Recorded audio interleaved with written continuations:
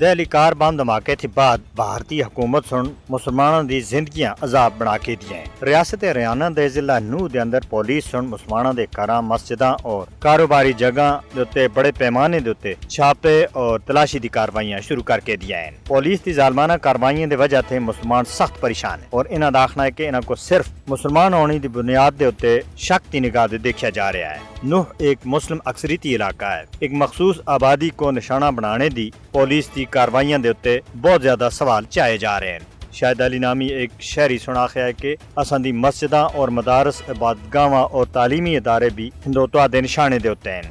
صرف مسلم مقامات ہی دی چیکنگ کیوں کی جا رہی ہے؟ اس تے اساں کو پورے بھارت کے اندر مشکوک بنایا جا رہا ہے۔ ایک مسلمان جڑا کہ پیشے دے لحاظ تے معلم ہیں، انہاں سن اپنا نام ظاہر نہ کرنے دی شرط تے اتے آخیا ہے کہ انصاف تا قتل کیتا جا رہا ہے اور لوکاں کو خوفزدہ کیتا جا رہا ہے۔ چھاپے اور پوچھ تاچھ دی کاروائیاں تھے پولیس اور مسلمانوں دے بچکار عدم اعتماد بہت زیادہ بڑھ گیا ہے۔ ایک ریٹائرڈ استاد عبدالرحمان سناخیا ہے کہ مسلمان نوجوان پہلے ہی نوکریاں اور رہائش وچ امتیازی سلوک کا شکار ہیں۔